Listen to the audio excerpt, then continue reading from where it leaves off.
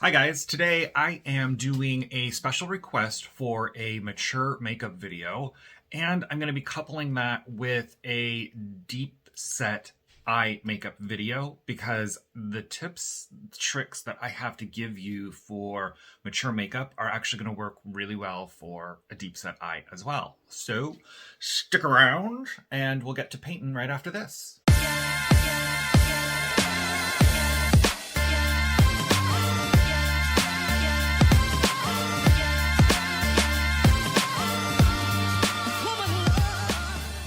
Hey guys, welcome back. So again, today is going to be a mature makeup video, and I'm going to share with you some of the tips and the tricks that I've kind of picked up along the way that hopefully will help you at home. I'm going to try to be your friend today by being absolutely honest about everything that I'm doing and why I'm doing it and why I want to share it with you. Not a lot of gimmicks, and let's be honest, if you're following me and you're subscribed to my channel and watching my videos, you're not here for trends. So let's just get started. No, I'm not good with the segue bullshit. So anyway, the first thing about mature skin is correction. We have to correct the signs of aging. It's not about creating a cut crease. It's not about raising your eyebrow up. It's about reversing the signs of aging so that you can put your best face forward.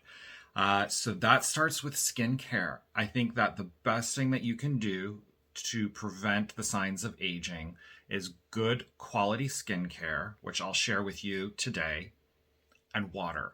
Water, water, water. Lots of water. The more hydrated you are, the more plump your skin is going to be. I have some eye pads on. I like to use these every morning for about 10-15 minutes, do everything else that I have to do, and then right before I'm ready to walk out of my bathroom, I just take these off and then finish with my regular skincare. For skincare, I have put a couple videos like a couple years ago about my skincare routine, and it's changed a little bit because I've gotten more mature. My skin has matured, and I've had to switch things up a little bit over the past couple years. So today is the video where I'm going to give you my key to really super healthy skin on the surface. That's where the skincare comes in. And for that, I use a product called Defenage. This is a professional line of skincare products that you can only get through your dermatologist's office. It's expensive, but it's not impossible to get.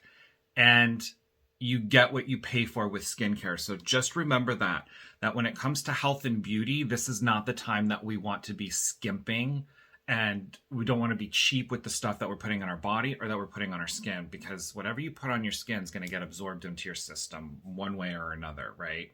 For the most part. So I think that when you start with good quality products, the best that you can afford, we're all working within a budget, most of us anyway, you just have to be consistent with it. It's like exercise. You have to do it every day. And I think that doing it at night is probably more important than doing it during the day. I think you should wash your face twice a day, but at the end of the day, it's most important because the day is on your face. So you've got to wash off the makeup, you've got to wash off the pollution, you've got to clear out the dirt and the oil, because while you sleep, that's when everything restores and regenerates.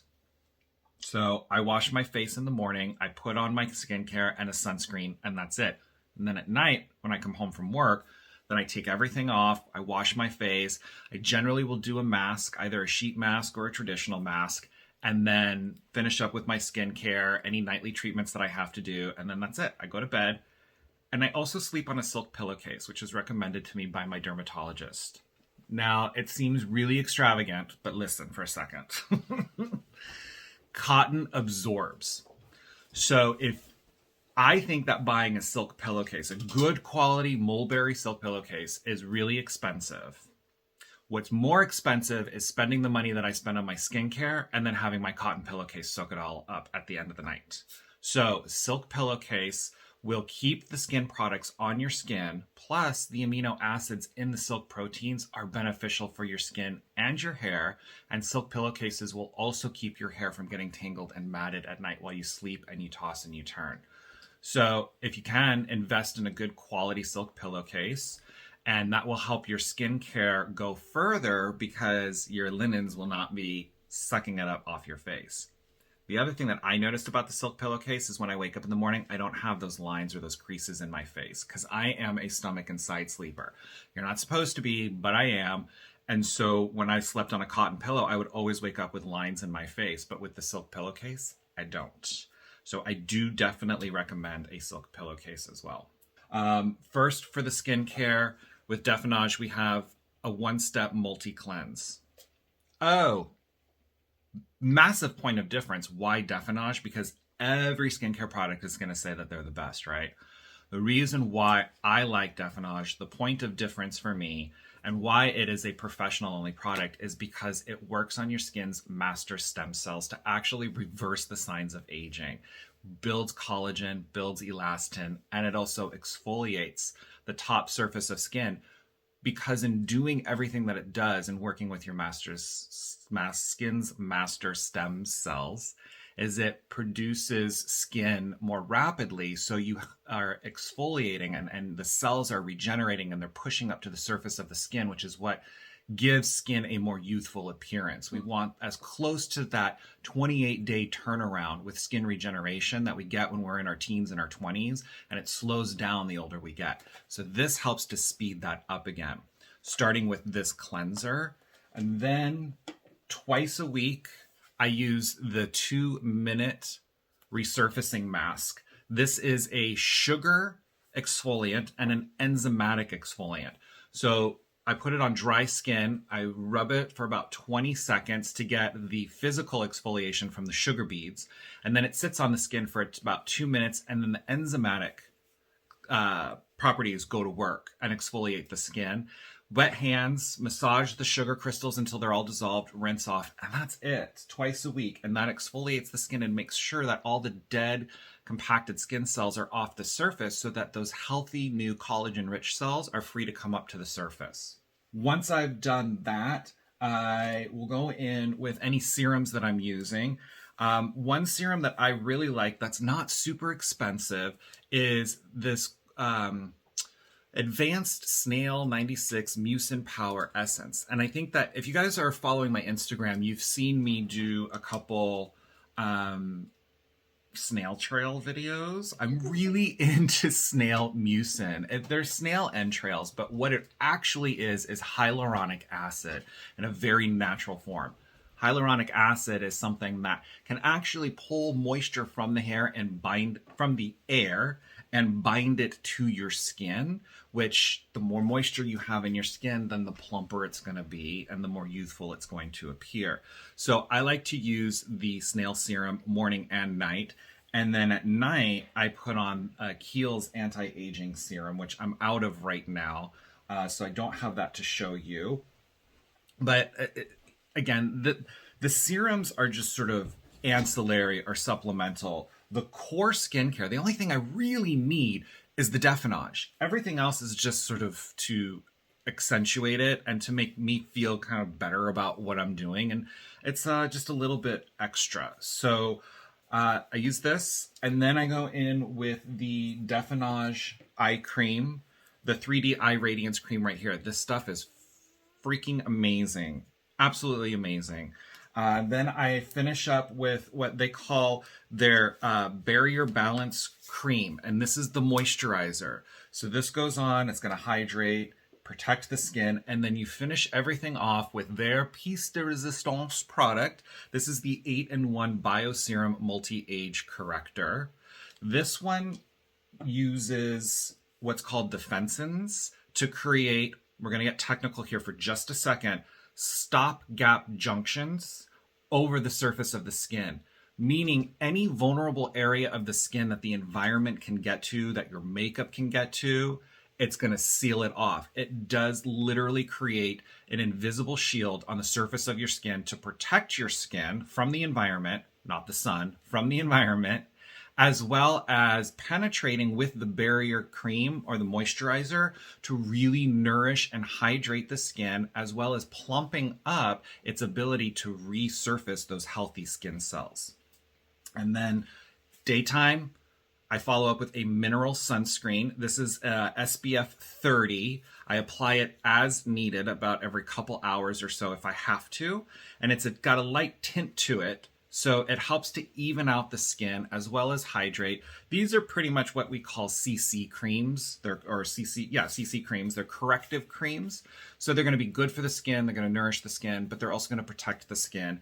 And when using a mineral sunscreen, it is vitally important that you use one that is higher in zinc oxide than titanium dioxide.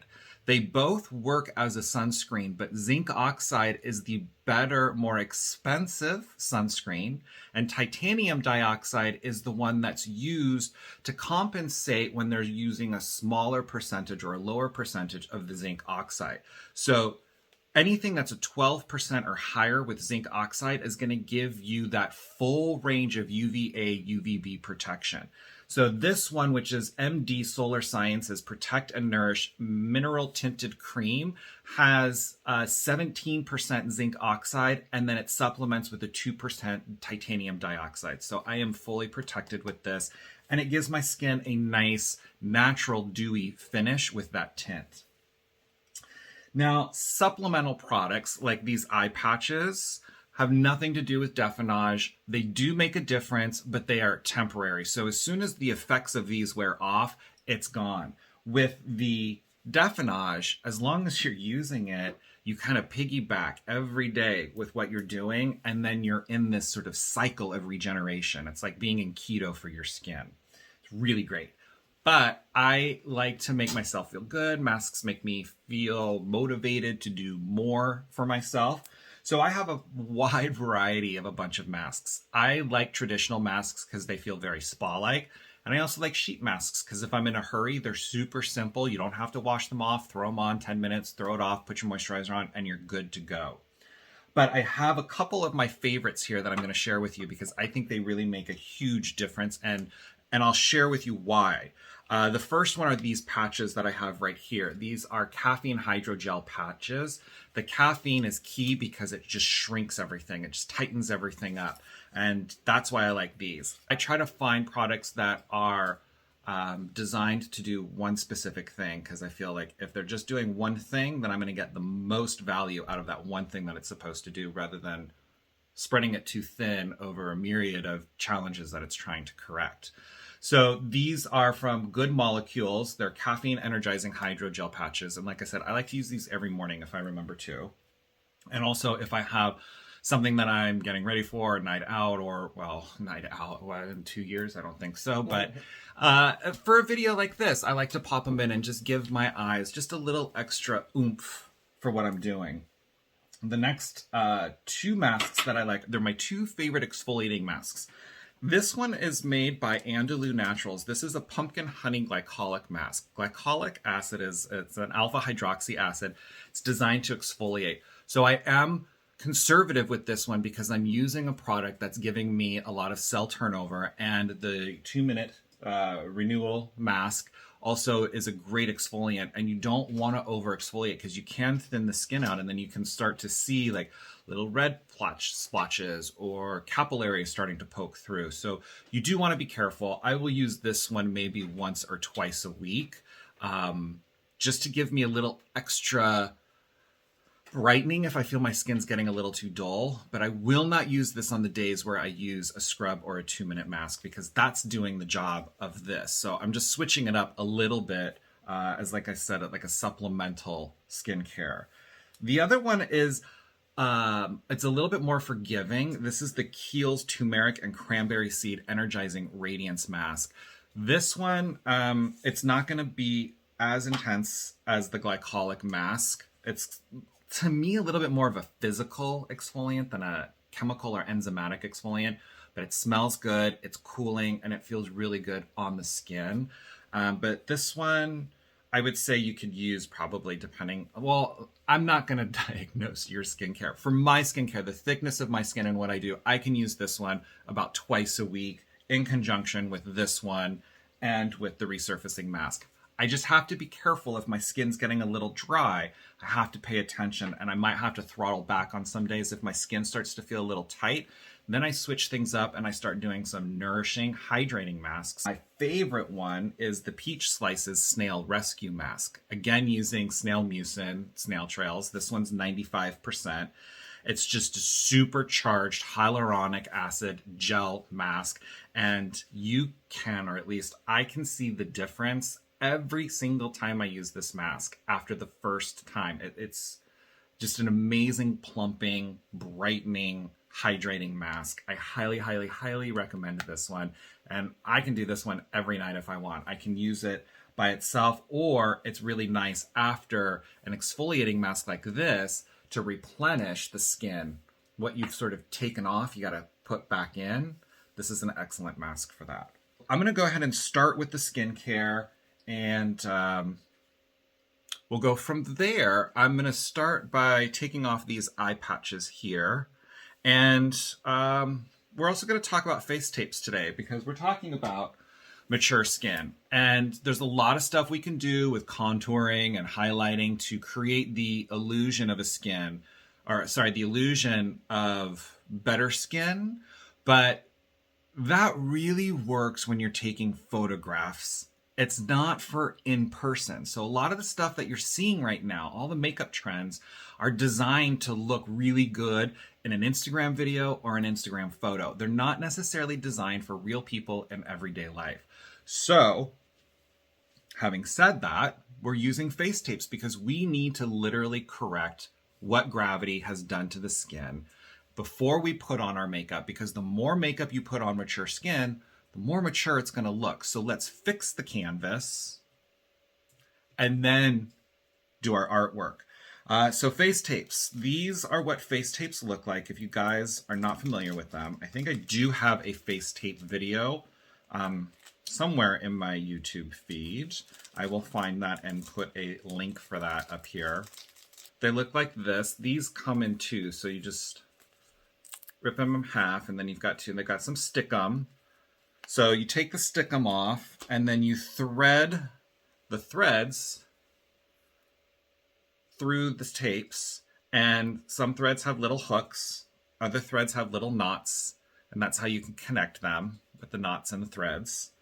And I don't find that the adhesive that comes on the tapes is strong enough to hold, because I'm really kind of yanking them back. So what I do is, before I apply them, I put a little bit of the Hollister Medical Adhesive Spray adhesive onto the tabs, and I let them sit for about 5 minutes or so to get tacky, and then I apply them.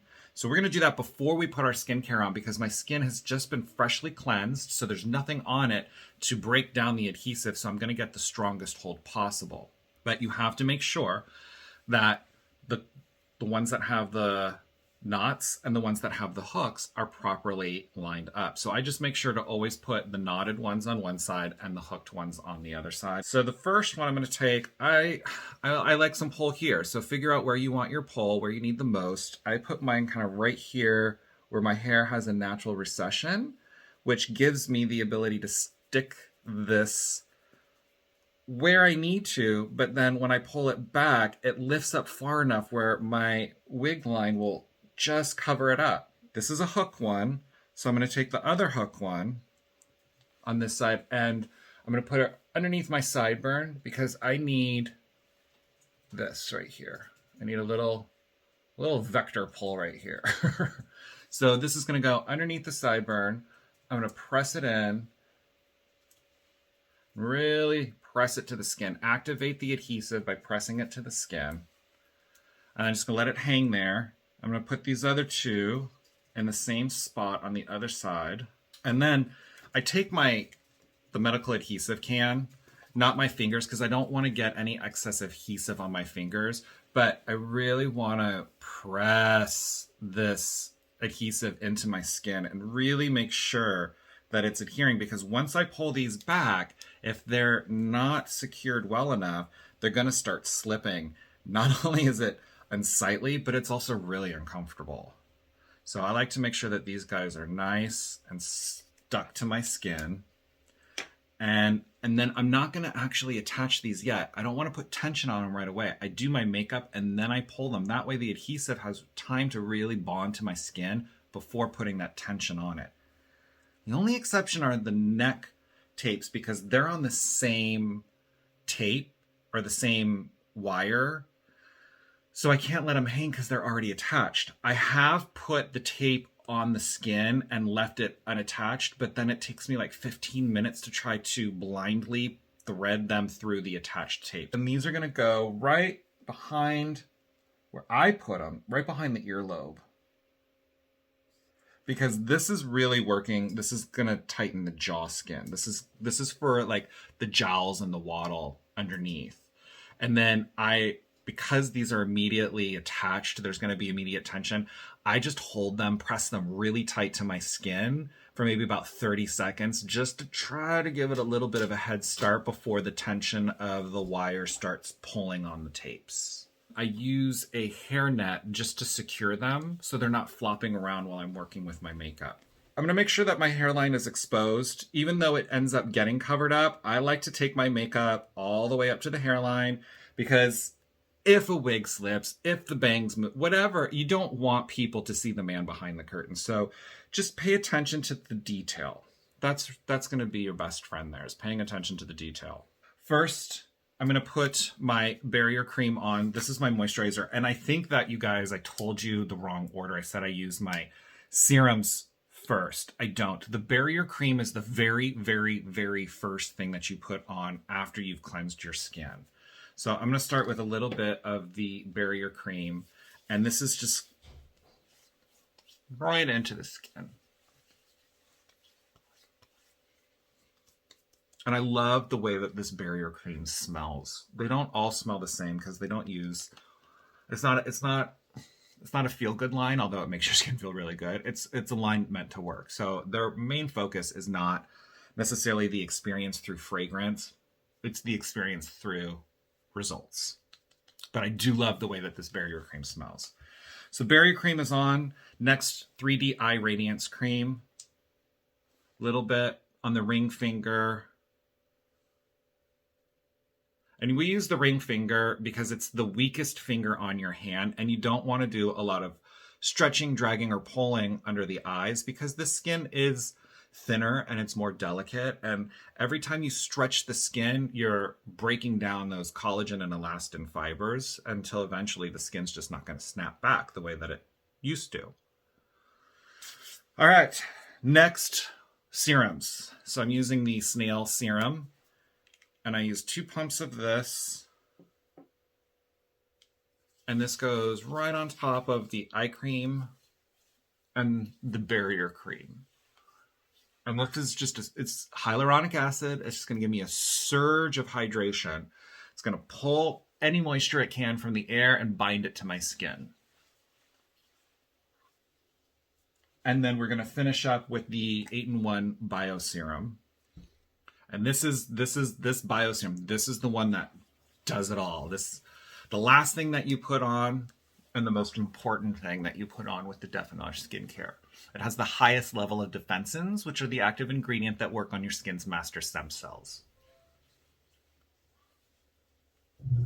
As we get older, we need more coffee to get ourselves through the day. As we do get older, things continue to grow on our face. Our face gets a little bit longer, things stretch out, the hairline goes back.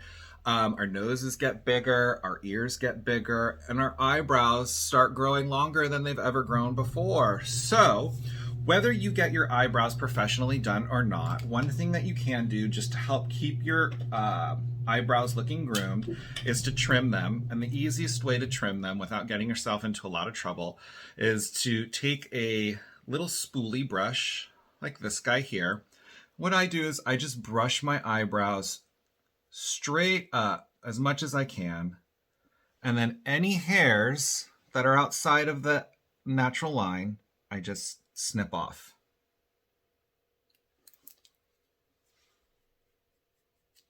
It's super fast, it's super easy.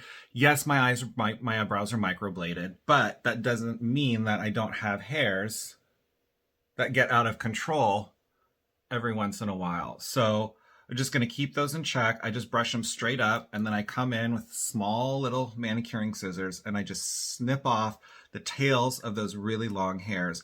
And I'm not getting too crazy. I'm not getting into the eyebrow, because if you do too much, or if you come down and you start trimming on the bottom, you're going to get holes in your eyebrows. So just a quick lift up, snip off the long tails of those eyebrows that are a little out of control, and that's it. And now we're ready to go. We're moisturized, we're hydrated, we're protected. A little bit of the tinted mineral sunscreen as a base, just so we get some protection underneath our makeup. And don't forget, with your sunscreen, you gotta get, if your ears are exposed, you gotta get your ears, and you gotta get the back of your neck.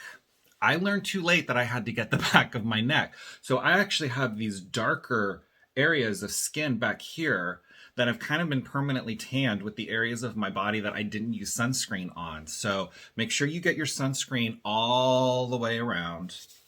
And now we're ready to start with our makeup. And today I'm using the MAC Studio Fix Fluid in SPF 15. And I'm going to be applying that with a Miracle Air Blend sponge. It's one of the newer sponges from Real Techniques. This is going to give you a semi-matte airbrushed finish, and you want that. When we're trying to conceal texture, fine lines, crepiness, wrinkles, we don't want a super dewy makeup. Although dewy is youthful, it reflects a lot of light and it will showcase the things that we're actually trying to conceal. So I don't like to get really shiny with my makeup if I'm trying to do a lot of camouflage work, because the point is to create a nice, smooth, even canvas. So a little bit of the MAC Studio Fix Fluid Foundation, and I'm just putting it right on the sponge, and we're just going to tap it in. And you notice I'm not doing any highlighting or contouring work. This is not a drag makeup video. This is a mature or maybe everyday makeup video. So this is not about creating something that isn't there. This is about restoring what time and gravity has taken away. So we're not changing the structure of our face. We're just perfecting it. And I'm not using any beard cover because I am freshly shaven. You guys don't need to see that for the purposes of today's video. See how fast this works, and don't forget the ears. The sponge is really good, you guys. Miracle Air Blend sponge. You got to take your makeup down onto the neck. Blend it down onto the neck so that it doesn't look like you're wearing a mask. But don't get too crazy. Don't use the same amount for your neck as you did for your face, because you don't need that much. It's just to blend. And for me, it's a little bit more coverage, but I'm doing everything I can today to make it as light and translucent as if I was not doing this makeup on a face that has the potential to grow a beard. Couple things before we powder. We're not going to do any contouring. We're going to do just a little bit of highlighting work, and we're going to do some very soft highlighting work. So I'm not using a heavy concealer. I'm using an actual highlighter. This is the MAC Prep and Prime highlighter in the color Radiant Rose. This is a soft, brightening pink. And we're going to put a little bit on the inside corner of the eye and a little bit on the outside, coming up like this to create lift. So this is to conceal and brighten and eliminate the shadow under the eye that can make us look tired and bring out the troughs. And then this is to create this kind of lift here. And we're not doing crazy. This is, again, not Instagram trend makeup. We're not going to be doing all of the skin mapping that you see going on. This is everyday makeup. Other areas of the face that kind of hollow out, you can get sagging, draping, folding, it's all gravity, is the nasolabial folds. So I like to take a little bit around the nose here, the edge of the nose here, and then I kind of bring it down, following that parenthesis line, and then a little bit right here. Because we want to brighten all of this up, because this starts to hollow out. It starts to kind of sink in a little bit. I'm going to use a makeup brush for this. Sorry, I've got too much shit on my desk right now. Okay, so we're just going to tap. This is, if you want to know, this is the Real Technique Soft Accent Brush. And we're going to tap, we're going to stipple that highlighter. Now, even though we didn't apply it underneath the middle of the eye, that's okay. We're just going to connect the dots and bring it out. The reason we didn't do that is because we don't want an excess amount of highlighter underneath the eye, because then you're going to look like you're wearing highlighter underneath your eye unless you put a shit ton of makeup over it to cover it up, which again is not what today's makeup is about. And just following that line that you created with your application, and just stippling, tapping, and blending it.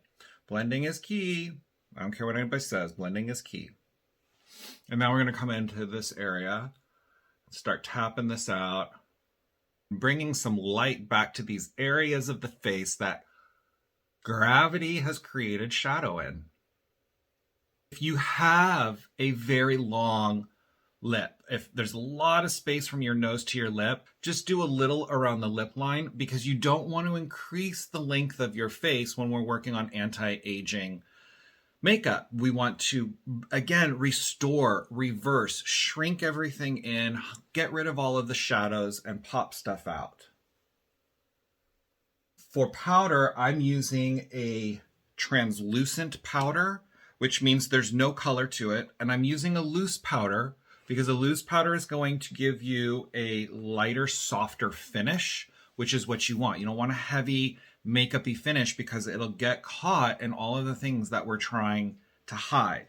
I do like to use a sponge for my makeup application, a Miracle powder sponge, when I'm doing drag makeup, because it gives me an insane amount of coverage, but that's not the key for today. So I'm using an old-fashioned powder puff. You can pick these up at the drugstore for a few bucks. You can wash them.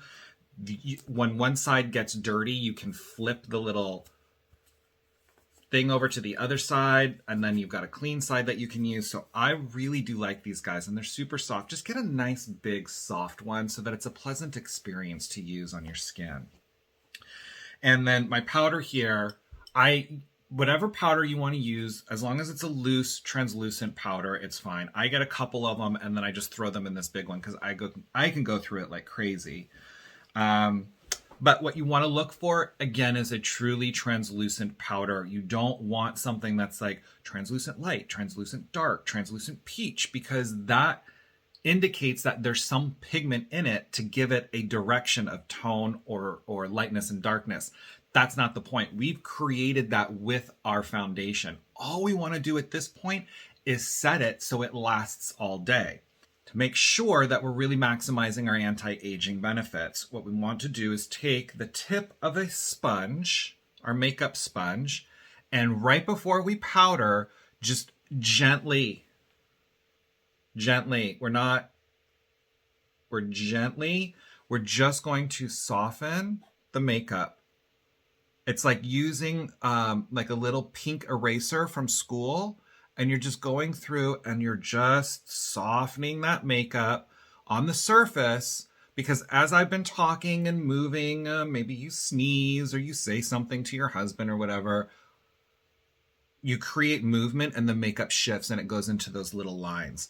So smooth it out first before you set it so that you get a really smooth, flawless finish under the eyes, because this is where a lot of those signs of aging can show, because it's such a dynamic area of the face. There's a lot of movement that happens through here and through the mouth as well. So especially on these guys here, just soften it up a little bit. Just get rid of that surface settling. Powder time. Take your puff, fold it in half, dip into your powder,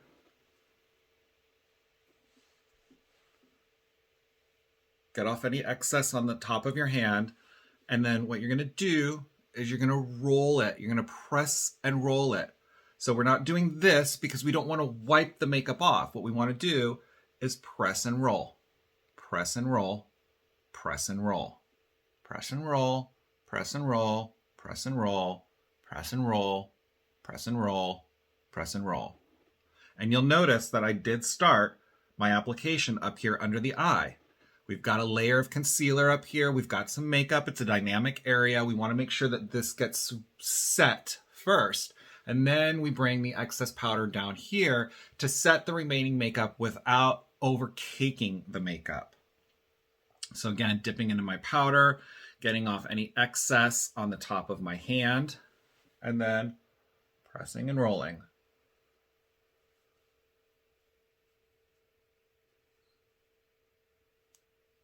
Now that we've pressed and rolled our way to perfection, large powder brush. This is the Real Techniques powder brush.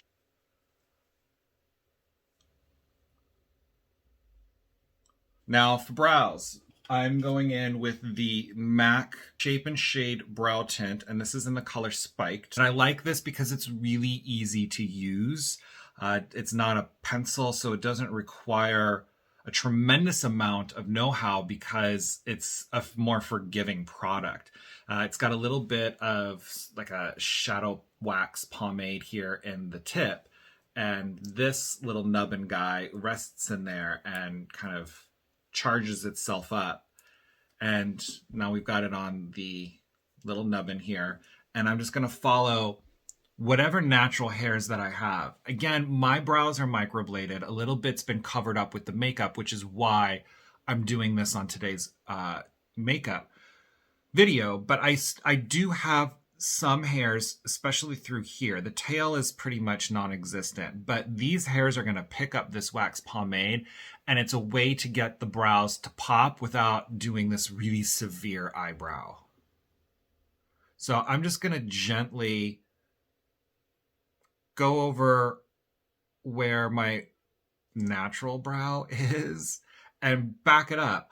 I'm not going to go all the way to the inside corner because you don't want a big dark block of eyebrow right on the inside. It's going to make your eyes look closer together, which we don't want. Women's eyes are spaced farther apart. We want to accentuate that, which is why we do a lot of makeup work on the outside of the eye to really enhance the femininity of the human face. So we don't want to put a lot of dark right in here and draw in the features. We want to illuminate and open up the middle of the face while drawing that brightening attention to the face, and then create a little bit more darkness, depth, and shadow around the edge of the face to bring everything in.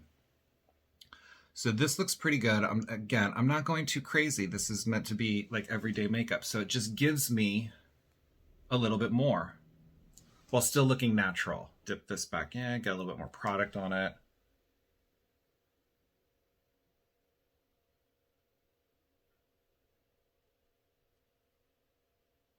Now for the inside, because we didn't do a lot on the inside, the other part of this is a little felt tip marker. And we're going to use this on the inside to create little tiny hair strokes. So you will get some eyebrow, but it's not going to be solid like the body and tail of the eyebrow.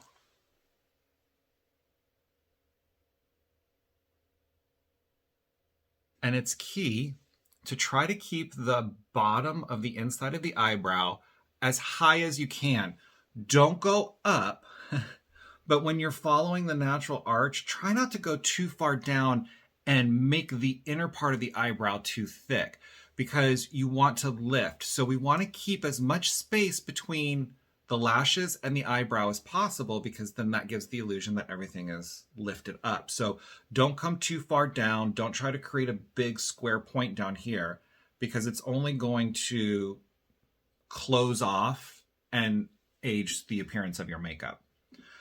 Now with that felt tip pen, very lightly, I'm just going to finish creating little hairline strokes in the body of the eyebrow, not going outside the line that was created with the shadow that I just used prior to this.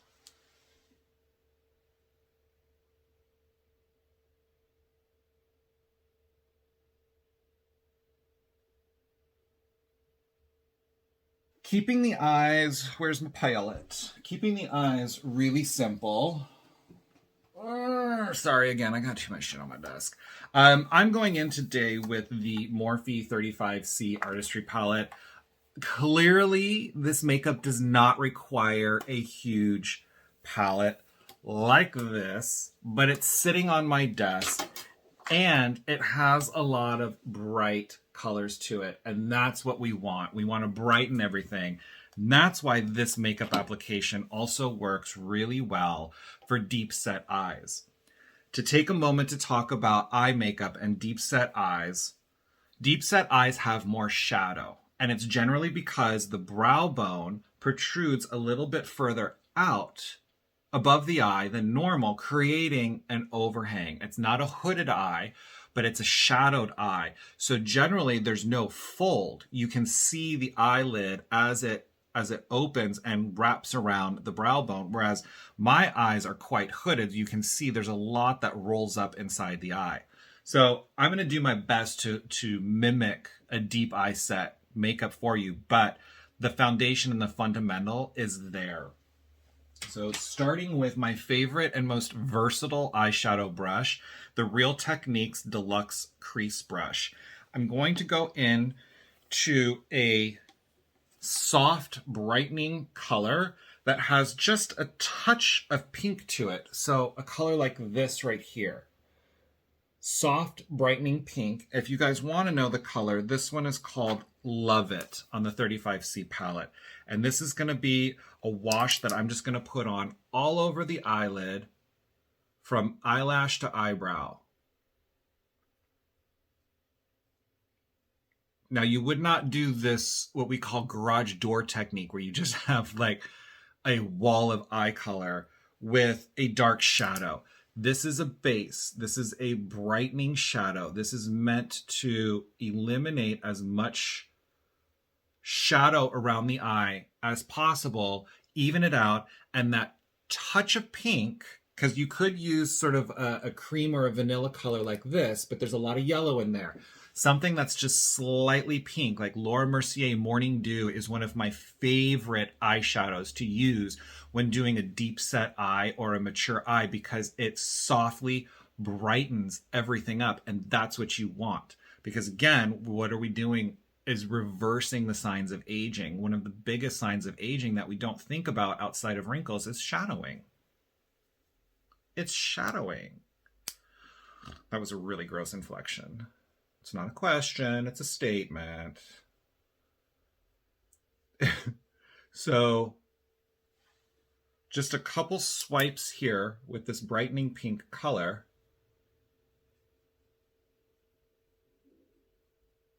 And you can go on the inside corner. And there we've just brightened, and you see how everything's just sort of pushed out now. Even though I have hooded eyes, everything's just pushed out. It's brightened, it's open. So it's going to create that less tired look for you. Then we want to put a little bit of color on the lower lid, but we're not doing contouring, because if we're talking about a deep set eye where you have the bone that comes out, there's no fold of the skin, you already have that contour, and that contour is what makes the eyes look sunken in, and that's what we're trying to correct with deep set eye makeup. So no contouring, but we want a little bit of shadow here on the lower lid, and I'm going to use this sort of tan kind of khaki color right here. You can see it still has some warmth in there, so that's going to work great with the brightening pink color that I've put down. It's not going to overpower it, but it's just going to give a little bit of depth and a little bit of shadow, and that's just going to go on the lower lid up to the crease. But again, we're not creating a crease, and we're not using a dark color for this. And I'm using the same brush. I'm just working in layers here. And then I'm going to wipe off the excess on a towel. And then going into that lighter color that I showed you earlier, that has that little bit more of that creamy vanilla rather than the brightening pink. And I'm going to put, same brush, just tap off the excess, and I'm going to put that on the brow bone. And I think that it's very important to mention, even when working with highlighting on mature skin, especially around the eyes, stay away from anything that has some shimmer, glitter, or sparkle to it. I know that it's fun, and I know that it looks great when we're scrolling through Instagram, but the truth is that all of that type of light reflecting makeup is only going to exaggerate what we're trying to correct when doing a mature makeup. It creates a lot of light reflection, and we want to eliminate shadows, but if you're creating too much light reflection, then you're just going to exacerbate the shadow where that light reflection is not coming from. So again, everything's soft, natural, and blended. And that's all I'm going to do for eyeshadows for a deep set eye or for a mature eye. However, I am going to go in with a angle brush. This is the Real Techniques Definer brush. So it's got an angle to it. And I'm going to go into a not too dark of a brown color, but sort of a mid-tone brown color right here. This guy. Coffee Grounds, also by Laura Mercier, is going to be an excellent one for this too. It's just a soft coffee toned brown, and we're going to use this as a eyeliner on the top lashes. We're not using pencils because pencils are waxy, they heat up with our body, and they start to spread. And when you've got such a dynamic area around the eye with a lot of movement, and we're trying to conceal what that movement has done over the years, you don't want a lot of pushback on that. You don't want a lot of harsh colors. So we're going to create a soft shadow with eyeshadow rather than an eye pencil, so it stays put and serves its purpose without threatening our end result of camouflaging the age that we're trying to camouflage. And just softly building that color up along the lash line. And then taking the brush now, I was using it on the edge to get the color on there. Now I'm going to switch it kind of like this and then just sweep and blend that color up. See the difference? It's soft and it's subtle, but it does the job as long as you're not trying to chase that Instagram look. Which again, if you're watching my content, you're not here for trends. Tried and true. Not to say that I don't have some trendy stuff, and not to say that most of my makeups are heavy, heavy drag applications, but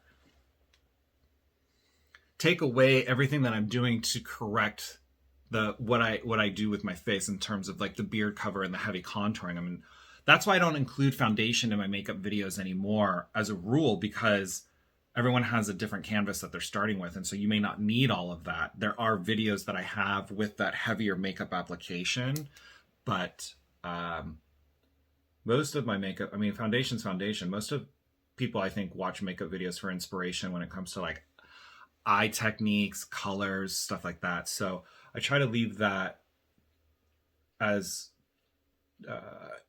interpretive as possible. So my videos really hopefully are more inspiring and give you a little bit of information to know why to do the things that you need to do to get the look that you want. But it's really not meant to be a template for you guys to follow step by step. I mean, if you want to, great. And if you do and you post pictures, let me know, because I'd love to see that. But it's not the intent. I just want to give you guys what you need to arm yourselves with so that you can put, again, your best face forward. All right, that's good. Now, with mature makeup, we're not going to do anything underneath the eyes because I find that most of the time that just makes everything spread, and we don't want everything to spread. We want it to stay focused. We want it to stay centralized. There's a lot of movement around the eyes, and we want to make sure that we're not doing anything to exacerbate the aging effects of all of that dynamic movement around the eyes. So soft and simple. And now what we're going to do is we're going to work on the lashes. Again, we're only working on the upper lashes because the lower lashes are so fine, especially when we're doing mature makeup.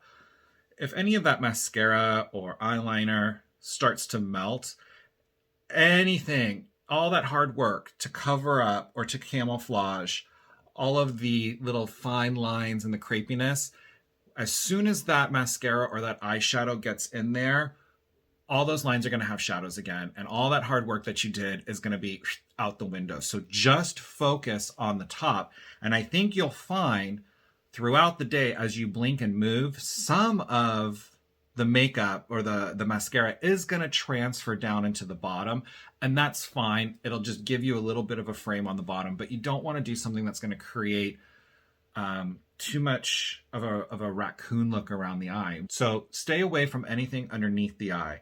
With deep set eyes, I would recommend doing the same thing, especially with eyeliner, because you don't want to start closing the eye off again now that you've opened it and brightened it up again. But maybe if you just want to hit the lashes very softly with the tip of your mascara wand at the very end, work just fine. So eyelash curler, is it necessary? I don't know, especially if you're dealing with shorter lashes, because you also don't want the lashes to then bend so far that they're touching any kind of hooding or draping or anything that's going on down here. So you find out if it works for you. If you have the kind of lashes that are long enough where you can curl them and put the mascara on and everything looks the way that you want it to, then do that. If not, nix it. Just experiment, and whatever you find doesn't work for you, just get it out. It doesn't matter if other people are doing it. It doesn't matter if you see it on Instagram, because that's not you, right?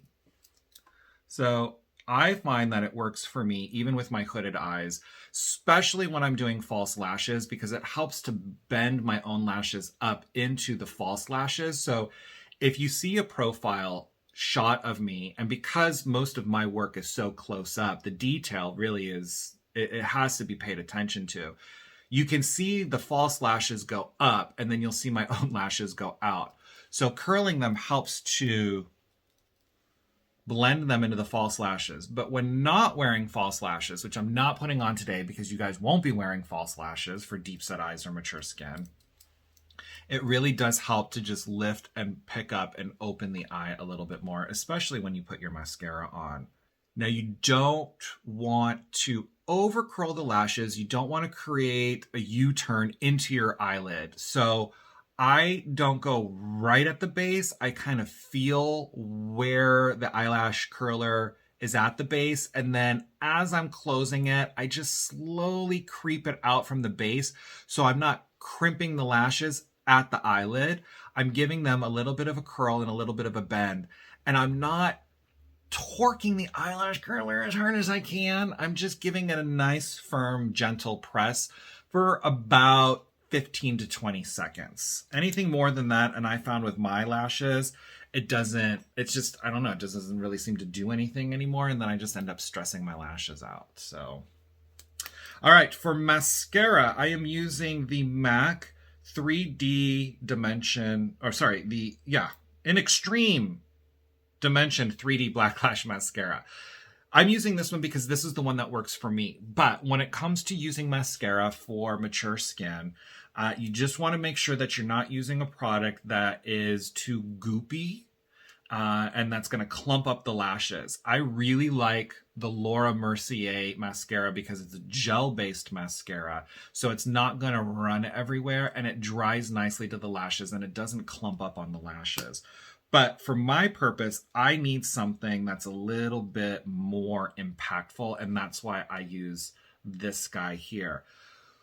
When it comes to waterproof mascaras, I would only recommend them if you're going to be in water, or if your eyes water a lot, then a waterproof mascara is going to be worth it. Otherwise, again, as we get older, we're not as lubricated as we used to be. So I don't know that it's necessarily that necessary.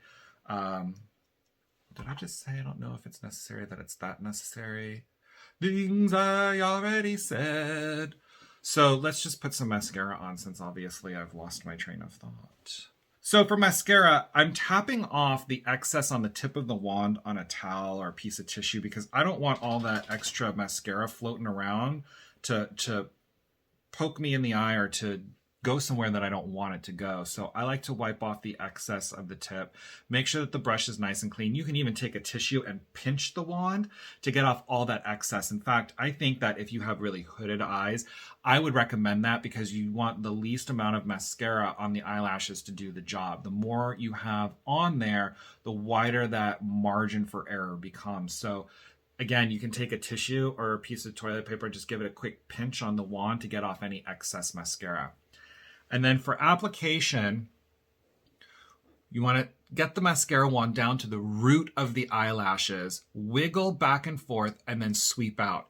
You do not want to concentrate the bulk of the mascara on the ends of the lashes because we're trying to create a strong lash line. So most of the product and most of the impact has to be on the lash bed to create the illusion of a strong, dark, healthy lash line. If all you're doing is touching the ends of your lashes, then there's going to be a gap between the depth you've created with any eyeliner and the tips of the eyelashes where the root of the eyelash just doesn't have the base to make it look like it's anchored properly, if that makes sense. So I like to come in right at the root of the lashes, kind of blink down on the wand, wiggle it back and forth to make sure the product is on the base of the lashes, and then you sweep out. And I do that 2 or 3 times. And I make sure that I'm not my mascara wand because I don't want to drag it across my eyelid. So I want to make sure that, again, base, wiggle, and then sweep out. Once I've done that, without adding any more product to the brush, I can come back in and just do a couple more sweeps. I think it makes quite a big difference. It really frames the eyes nicely, creates a nice, strong, youthful, healthy lash line without it looking like you put a bunch of makeup on your eye. I'll do this on the other side, and then I'm going to take just a sweep onto my lower lashes because, I don't know, I feel more comfortable with that, and then you can see how it looks.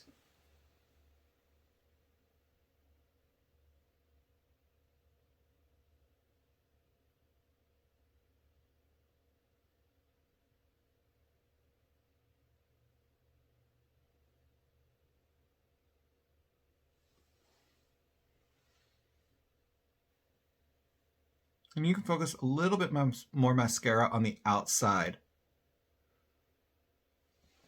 just to give a little bit more lift.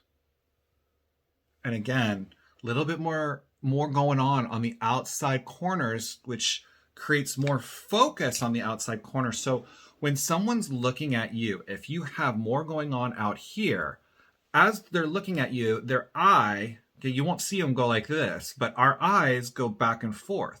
So if our pseudo-peripheral vision while we're having a conversation with you and looking at you in your eyes is going back and forth, the more impact you have on the outside, the more that has to stretch out and in our minds creates the illusion of a wider set eye, which is more feminine and youthful for women. Wiping off the excess on the mascara wand and then just coming in vertically with the wand and just a little, just kiss the lashes. And I'm just going to do the outside lashes, like the outside half. I'm not going to go onto the inside corner because I don't need it. I don't want to close off the eye, and I don't want to add any extra product that could make it look goopy, clumpy, or gross within a couple hours. So just kissing the ends of the outside corner of my bottom lashes. For blush, a lot of people like to recommend cream blushes for mature skin because it's a cream blush, it's emollient. Mature skin can be a little dry and powders can, but I like powder blushes because I feel that they can be more easily controlled. And if you're properly hydrated and you've got good skincare, then I think that you will find that a powder blush works just fine. So I'm using a powder blush today. I like, for mature skin, mauvey pink or pinky mauve toned blushes. It gives you that flush of pink without looking like you're trying to be a 20-year-old. Remember, the more makeup we use, the less of a sort of airbrushing effect we get, and the more of like we're actually graphic designing our face. We don't want to do that, especially for today's purposes. At this point in time, I don't know any of my clients who are interested in presenting that kind of face to the world at this point in time. So don't bother. All right. Real Techniques blush brush. And then this is MAC Mineralized blush in Gleeful. It is a discontinued color, but you can still get a mauvey pink color. Just for reference, this is what the color looks like. It has a little bit of a gold reflect because this is the mineralized blush. Now, this is where I'm going to be a little contradictory. This has a little bit of shimmer in it. For your blush, I'm going to say a luster is okay. You do not want glitter. You do not want flecks. You do not want mica. You do not want holographic pieces in your blush. All of that is just going to make it look like you have these imperfections on your face. And less is more. So what I'm going to do is I have my blush and I've got my blush brush and I'm just going to kind of sweep it back and forth a few times, knock off the excess, and then we're just focusing on the apple of the cheek, where when we are youthful, we have more of that natural flush color to our skin tone.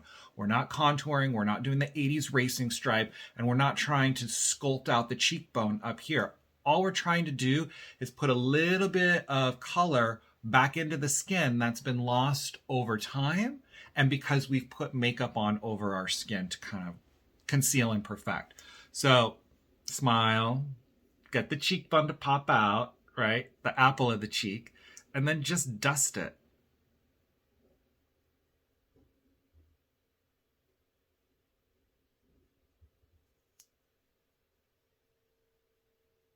I'm just using light little feather strokes. I'm not, just get a little bit of color in the cheek. You'll see it. You'll see it as you're applying it. You can see it now. And just take a step back and say, there you go. Just a little flush of color. A couple times back and forth, knock off the excess, smile to get the apple to pop, and then just hit it. And the angle that I'm using, and I think this is important. So if I'm holding the brush, I'm holding it from cheekbone to earlobe, and following that line, not dragging down. Let's see the angle here. See? It's really just the apple of the cheek. And we're not coming down here because we don't want to put excess color in these areas where we did a little bit of highlighting work to get those shadows to vamoose. So just, again, the apple of the cheek. And then to set everything, because we are going to say we're not going to use highlighters because highlighters are shiny. If you want to use a matte one, you can. But then we're starting to get into more special effects makeup, and I don't want to do that. So you can, but I wouldn't recommend it. So at this point, we are going to set the makeup.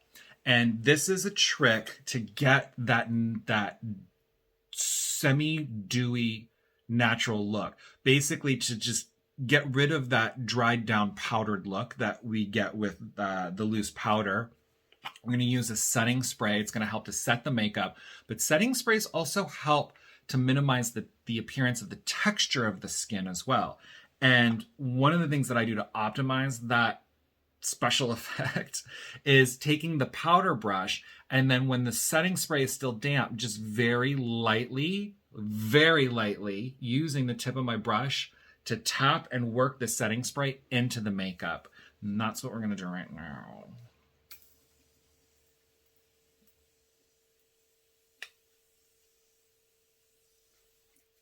This is the Morphe Set and Refresh Mist. It's the Jeffree Star edition.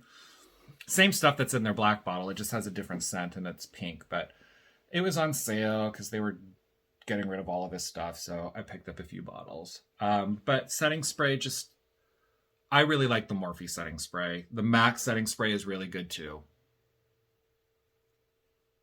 there's a ton out there if you want to experiment. I'm the kind of person that when I find something that works, I just stick with it. I will experiment, but I'm not on this never-ending quest to constantly be in search of the newest, latest, and greatest, because the newest and latest isn't always the greatest. So again, find something that works and then just stick with it. Consistency is key, because it'll really help you get your technique and your form down and make it seem more of like a ritual that you enjoy rather than an obligation that you just have to get through every day. So that's it for face makeup. Now we're moving on to lips. My favorite for lips well, I mean, in general, liquid lipsticks are long-lasting lipsticks. They're fantastic. But for mature makeup, really key. I wouldn't mess around with lip pencils because those are wax. They're going to spread. They can get into the lines. They can make them look more exaggerated. Liquid lipstick, it's easy to apply. It goes on like a lip gloss. It dries in about 3 minutes and it stays all day. The color that I'm going to use on my lips today is the color that I'm going to recommend to you. Perfect color for mature makeup. If you're familiar with my content in Runway Rogue, there is a liquid lipstick from the Pearl Glam line called Softbox. It's their most popular color ever. It's always selling out. It works as a lip color. It works as a highlight lip color. It works if you're 18. It works if you're 80. They just released 4 new colors in the Pearl Glam line, and one of them is called Soft Light. So the other one is Soft Box. This one is Soft Light. It is Soft Box, but with a hint of flesh. A hint of flesh. And I think you are going to absolutely love it. And you can save 15% on your entire Runway Rogue order by using code NOMIMOORE at runwayroguebeauty.com. So liquid lipsticks go on like glosses. They dry down in about 3 to 5 minutes, and then they last all day. They are transfer proof. Some of the products in the liquid lipstick range are going to be more transfer resistant rather than transfer proof. That's mostly with the Velvet Glam line. But with the Pearl Glam line, you're going to find that it is going to be much more transfer proof. It goes on like a gloss. Oh, it smells like cake batter, like vanilla cake batter. It is one of the most delicious makeup smells I've ever smelled. And I'm just going to put it on like a lip gloss, rub the lips together, let it dry down, and that's it.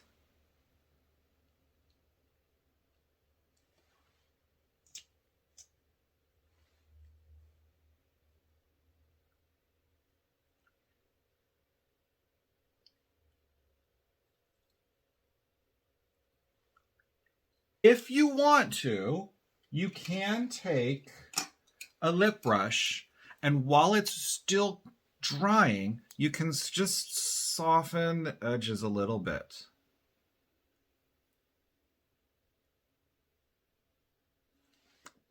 But the great thing about a liquid lipstick is that it's just so easy. And that's what this makeup should be. It shouldn't be trend driven. It shouldn't be sales driven. It should be results driven. And hopefully that's what I've provided for you today. I'm going to go find a little bit of hair to pop on just so I can show you guys a finished look. But before I do that, I'm going to show you guys how I do my face tapes. I'm taking this guy with this guy. And so I've got the little knots on this one. I've got the hook on this one. And I'm just going to secure these just like that. And then I'll take these guys, secure them. Just like that. Since I'm wearing a wig, I'm putting on a quick edge saver here. And I'm going to put another hairnet on. But again, if you're not wearing a wig, then you can skip this part. Let's see. So the wig will go on over the face tapes. I want to make sure that the hairline is not covered by the wig cap. And then my edge saver will go on over that. Again, still leaving the hairline exposed. Not because I want it to show, but because I need to leave that space for my wig hairline. Otherwise, my wig is going to start like down here. So I'm gonna go grab some hair and I'll be right back to show you guys the finished look. Here is my completed look today for mature / deep set eye makeup. It really is a mature makeup video, but the techniques that I shared with you to do the eyes are also going to work wonderfully for a deep set eye. So if you have any questions or comments, please go ahead and leave those downstairs. I do answer all of those as long as they're nice and polite. Good skincare is key, and staying hydrated. And just remember to find what works for you. I am more than happy to answer any questions and help you find that. There's a lot of other really fantastic hair and makeup artists out there that can also help you. Just make sure that you're not too focused on trying to duplicate what's trendy, because what's trendy is what's meant to sell, not what's meant to look best for you.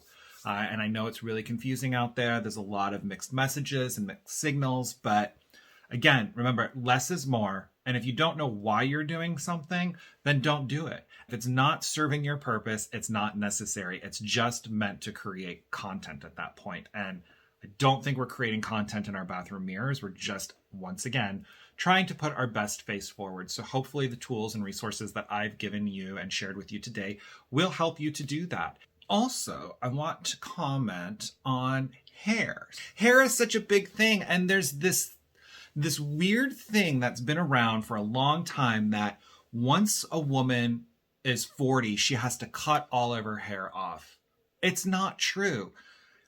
I'm a licensed cosmetologist and I've been doing hair and makeup and fashion for 25 years. And I will tell you that the reason that was created was because in the day, every woman kind of had the same hairstyle. You had the same haircut, and then you'd go to the beauty parlor once a week and you'd have your hair washed and you'd have it set in curlers. And then you'd go back maybe once or twice in between those weekly appointments just to have it zhuzhed up and brushed out. But once you got to a certain age, that style didn't work anymore. But post 60s, and Vidal Sassoon, the grandfather of the hair industry, he created modern hair cutting. He created every technique that we use to create any shape that we can think of today. So there's so much more that can be done with hair. That's more than just a wet set. That rule, it's antiquated and no longer applies. So if you want to have longer hair as a mature woman, have longer hair. Just make sure you're working with a stylist that understands your needs and understands what you want to get from your hair and is providing that for you. What's more important to me is hair color, which is also my specialty. If you have gray hair, it used to be color it dark, right? Oh, well, if it's dark, people will believe that you have no gray hair. And what ends up happening is that harshness from that stark, dark gray coverage creates this really harsh frame around the frame of the face and ages one. So my recommendation is, if you want to cover your gray, talk to your colorist about exploring gray blending or gray camouflage options, and always stay light. You may want to be a dark brunette, but if your hair is coming out 100% white, you have to think about the contrast that dark color creates. It's like if someone has dark brown hair and they bleach it blonde, you see that little dark root in 2 weeks. Well, think of gray hair as the platinum blonde, the lightest color that you can possibly be, devoid of almost all color. The further away you go from that, then the harsher that grout is going to be. And I refer to it as the zipper. You see women with these really dark, matte, solid colors. And within 2 weeks, you just see this gray zipper on the top of their head. It's not necessary. We can do so many things in the industry now to give a very modern, reflective tone to your gray coverage. And then you should have some dimensional pieces in there to break up that solid line. So make sure you're talking to your stylist about your needs and your wants. Make sure that your stylist can give you options and results based on those options that work for you. And again, if you have any questions, I am a licensed cosmetologist as well as a makeup artist, and I can answer those questions for you. It's, again, the same approach applies. It's less is more, keep it simple, and you will get spectacular results every single time. So again, thank you for watching. It has has been a pleasure spending this time with you and giving you a little bit more than I normally do.